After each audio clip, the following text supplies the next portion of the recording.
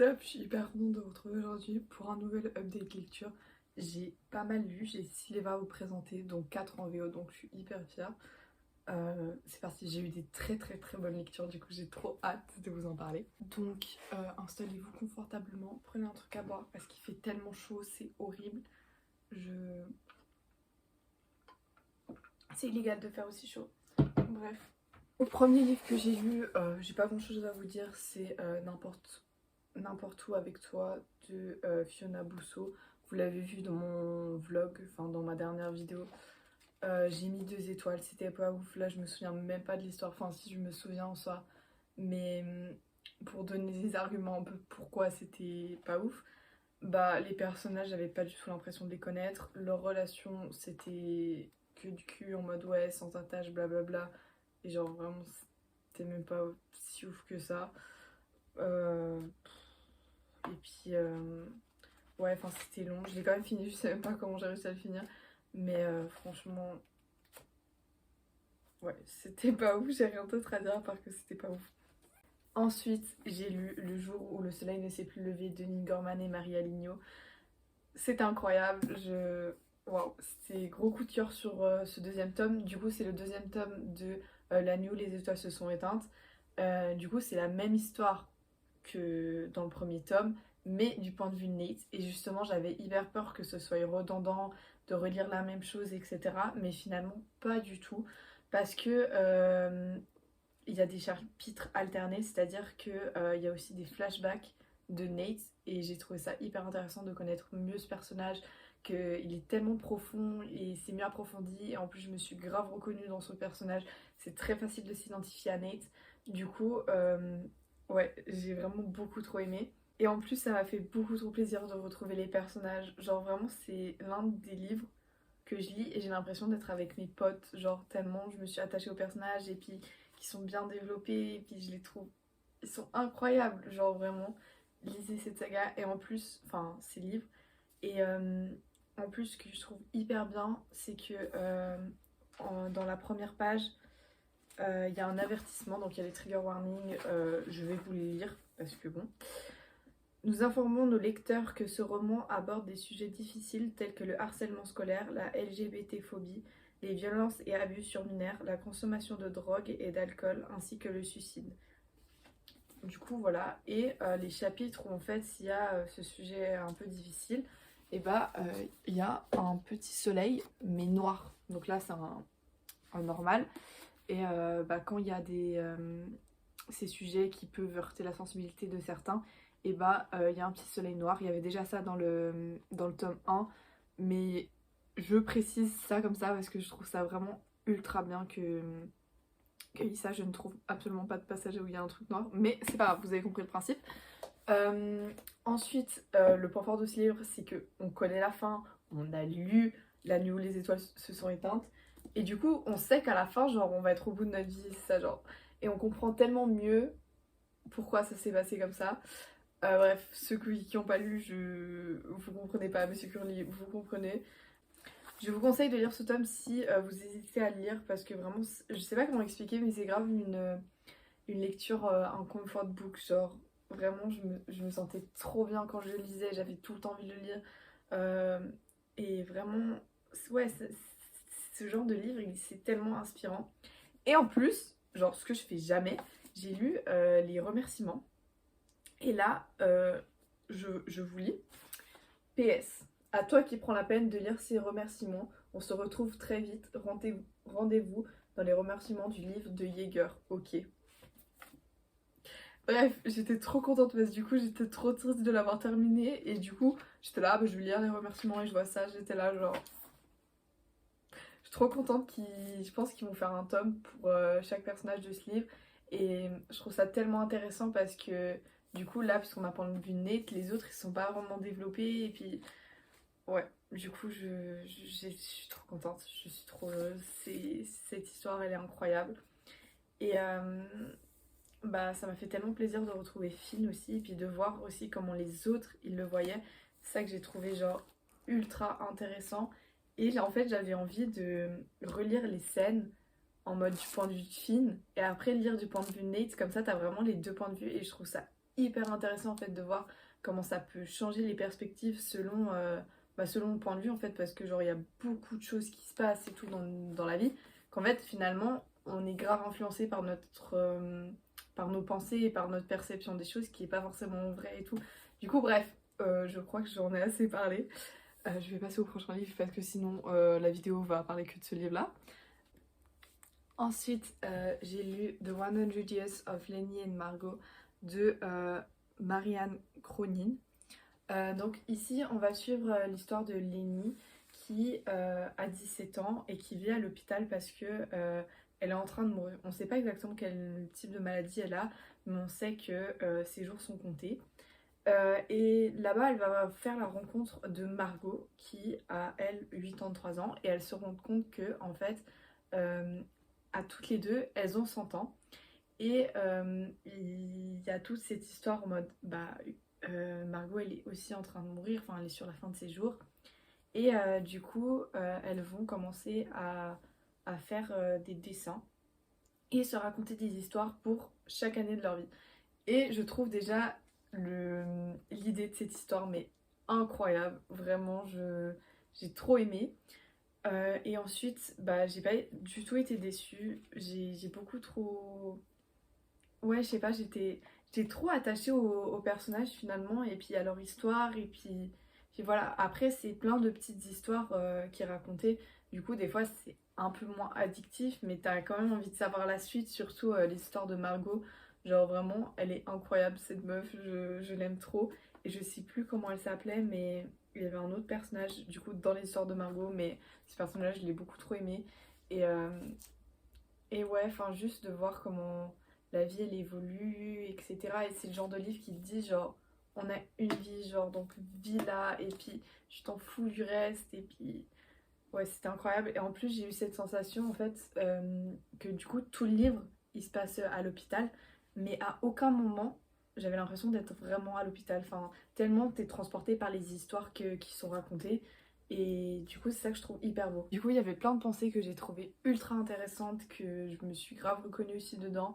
Le personnage de Lenny est vraiment, elle est incroyable, elle est hyper courageuse. Et elle a ce truc, du coup, puisqu'elle vit ça quand même en étant assez jeune, elle a une certaine maturité que d'autres n'ont pas et tout. Et bref, j'ai beaucoup trop aimé. Lisez ce livre, j'ai mis 4 étoiles sur 5. Voilà, en plus, la VO, elle est ultra abordable. Genre, j'étais grave fière. Et après, une fois, j'étais grave prise dedans. Et puis, du coup, je me rendais même plus compte que je lisais en anglais en fait. Ensuite, j'ai lu Restore Me de Taïri Mafi, donc qui est le quatrième tome de Shatter Me. Donc je vais pas faire trop détaillé non plus parce que pour pas vous spoiler évidemment. Mais j'ai vraiment beaucoup aimé ce tome. Et du coup, il y a la trilogie principale, donc les 3 premiers tomes qui sont ici. Et après, il y a cette trilogie. Mais franchement, je ne comprends pas pourquoi c'est 2 trilogies à part entière. Parce que je trouve qu'en lisant ce tome, je trouve que ça complétait tellement bien en fait la série et tout prend du sens. C'est-à-dire qu'il y a tellement d'explications de pourquoi, du comment ça s'est passé comme ça, de pourquoi Juliette elle est comme ça, de pourquoi l'autre est comme ça, blablabla. Et du coup, t'as grave beaucoup de passages où t'as des explications, tu comprends le passé des personnages. Et ça, j'ai trouvé ça ultra intéressant. Et c'est là où en fait, je me rends compte que cette saga est très forte. Parce que, juste tout prend du sens. Et gros point fort dans ce livre, on a le point de vue de Warner. Donc on n'a pas seulement le point de vue de Juliette. Et ça, j'ai trouvé ça incroyable. J'ai adoré le système de chapitres alternés. Et même s'il était un peu gros, franchement, je l'ai pas vu passer. Et j'étais trop heureuse de retourner les personnages, etc. Genre, c'est trop ma vie, j'aime trop. Oui, et la fin, j'ai été mais choquée. Genre vraiment, je m'attendais pas du tout à ça. Il y a une putain de révélation, il y a un putain d'action, et j'étais là. What the fuck? Genre vraiment, tu comprends rien. Et du coup, évidemment, j'ai lu le tome 5 juste après parce que je ne pouvais pas m'arrêter, c'était pas possible.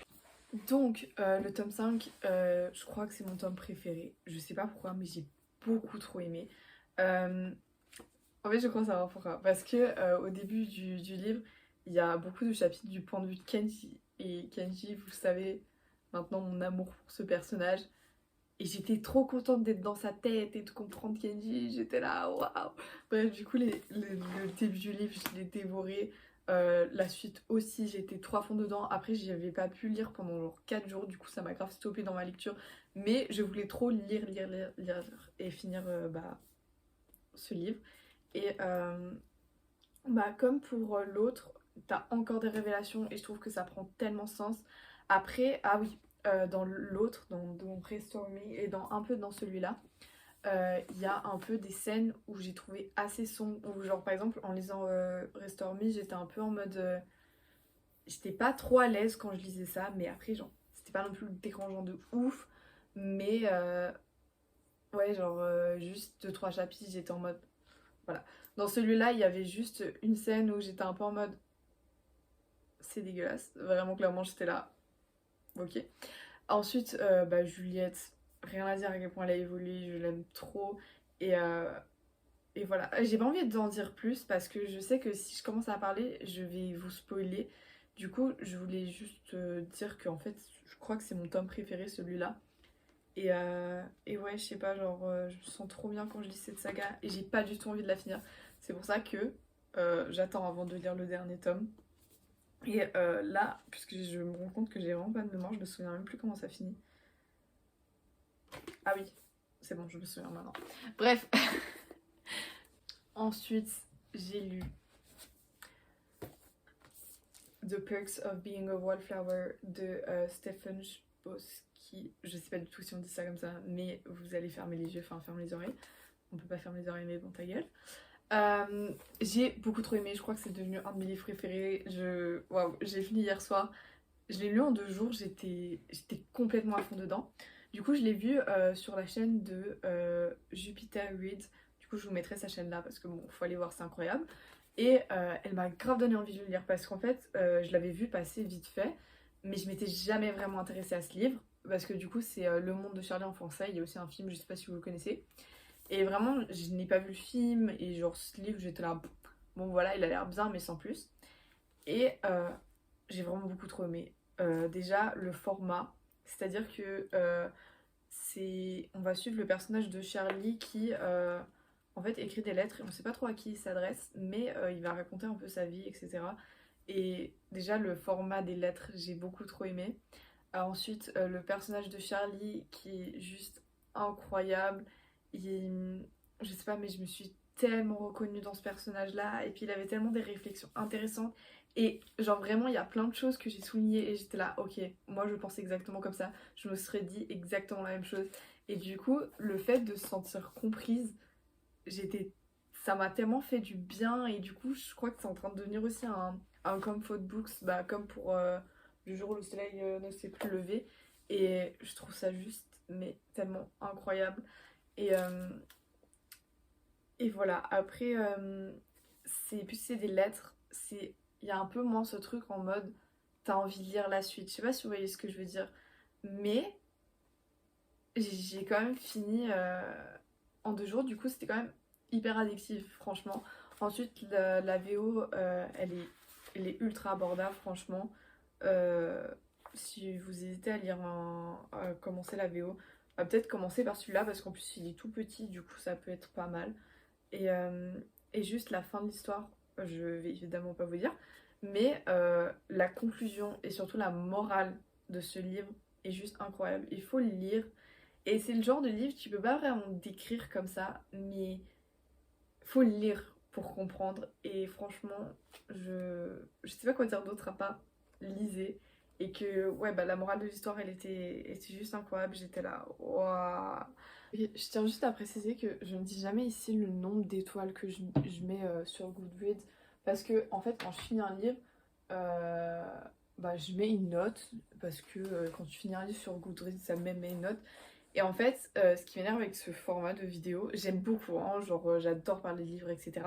Mais c'est que plus c'est des livres que j'ai déjà lus il y a un moment, j'ai pas ce truc en mode je me souviens vraiment des sensations. Je me souviens plus des sensations que je disais en le lisant, mais je me souviens pas de vraiment les détails de l'histoire ou je sais pas si vous voyez ce que je veux dire, mais du coup j'ai l'impression chaque fois que je parle hyper mal de chaque livre que je vous présente.